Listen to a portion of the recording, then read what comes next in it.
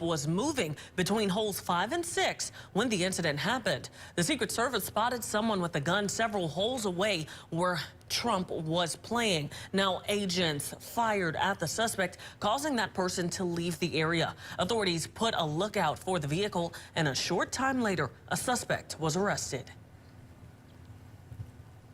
Well, new from the investigative unit, Iberville deputies and the DOC investigating the death of an inmate at a Lane Hunt Correctional Center today. Officials say they found the inmate unresponsive in his cell following an altercation with his cellmate around 1 p.m. The man was pronounced dead after personnel attempted to revive him with CPR. An autopsy is underway to determine the cause of death. Now to a news alert. One person was taken to the hospital after being shot near the intersection of Highland and Lee Road this afternoon. Officials say it happened around 2 p.m. Now that person is in stable condition. This is a developing story. See our website for updates at WBRZ.com.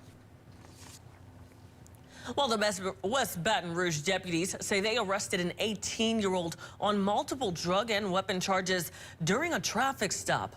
Officials say they pulled over Jonquel Watson on US 190 for violating traffic rules Saturday morning. Now, during the stop, law enforcement searched his car. They found a stolen gun, marijuana, and other drug paraphernalia. Watson was booked for illegal carrying of weapons and several drug and firearm possession charges. Well, firefighters saved a home in Hillsdale from burning down today. Hillsdale, Pine Grove, and Amite fire crews put out the flames. Now, they say no one was injured or inside when this happened. The cause of the fire is unknown and under investigation. Well, it was warm today, plus there weren't as many showers to deal with, and the storm station says the quiet weather should stick around into next week. Malcolm. Yeah, those are the main headlines. Seasonable temperatures, humidity sticking around because it is still, I'd say, late summer, early fall. We still see humidity typically this time of year, and storm chances, well, low, not zero. That's kind of the continuation of the weather that we see today. Right now, we actually see plenty of sunshine over our tower cam. We're seeing a few showers trying to pop way off in the distance, but they have been pretty unsuccessful today. Right now, our temperature stands at 87 degrees in Metro Airport. The high so far has been 88 degrees. From an air temperature perspective, things really haven't been all too bad. So there's a satellite and radar perspective. We're dry in the capital area. I do see a couple of sprinkles trying to work their way into Amite County, Mississippi, but by and large, most of the spotty shower activity has been confined to the coast this afternoon. And did you pick up on the word spotty there? These are real hit or miss showers. Not everybody is seeing rain from these. Now let's broaden out the view. This is the big picture. These are the remnants of Francine. It is not what it once was, just producing some disorganized shower activity well off to our north. But it may slingshot some moisture our way tomorrow, which might bring some more spotty showers and thunderstorms. And then off to the east, we are watching potential tropical cyclone 8. Yes, we might have another tropical storm by this time tomorrow making landfall in the Carolinas. Coming up in just a few minutes, we're going to give you a look at futurecasts for our local weather. We'll also let you know the latest happenings in the tropics. Mia?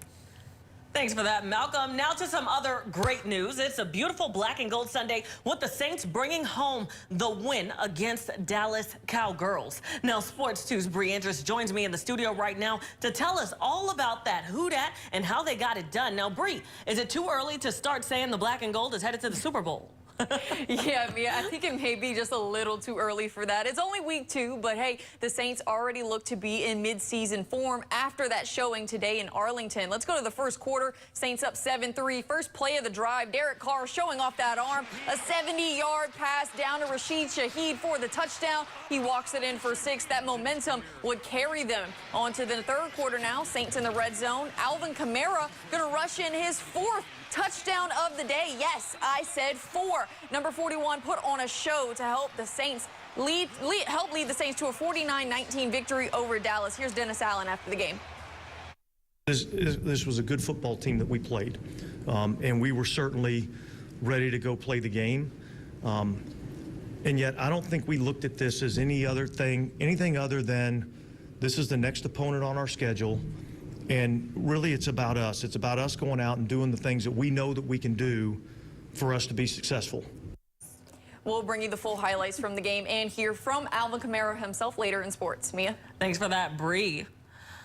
Well, the Tangipahoa officials announced all parish public schools will be open on Monday. Several campuses remain closed on Friday due to power outages caused by Hurricane Francine. In a statement, the schools said power has been restored at all schools, and we are excited to welcome all students back on campuses tomorrow. Let's all show up prepared and ready to learn. Well, in Morgan City, days after Francine made landfall, restoration and rebuilding is continuing for residents. Those in the city who got hit the hardest are finding ways to make do. The American Red Cross is handing out hot meals to those who lost almost everything in the storm. Plus, the Morgan City Police Department gave out tarps, MREs, and water to the community. Most of the stores stay closed for a few days. Everybody's done low on resources, run their houses dry what they got. And so they need to help as quickly as possible. So we really appreciate anybody that sends help this way, always. Now, the American Red Cross is handing out hot lunches and dinners today for the next 2 days at Broussard Park in Morgan City. Car lovers of all ages gathered in West Baton Rouge Parish earlier today. The West Baton Rouge Convention and Visitors Bureau held their 18th annual Oldies but Goodies Fest. Food vendors and, of course, antique cars were there for people to enjoy. The organization says about 1,000 people come each year to enjoy the festival. Board Chairman Gary Hubble says the festival means a lot more than just looking at flashy cars. When you're dealing with owners of vintage vehicles, it's like a brotherhood, and everybody just congregates and they love it. They love the atmosphere. Now tonight at 10, hear from one 17-year-old who owns a car that is more than 40 years his senior. Well, coming up next on News 2 at 5:30, officials explaining how they think an alleged shooter in Georgia was able to carry his weapon onto school property.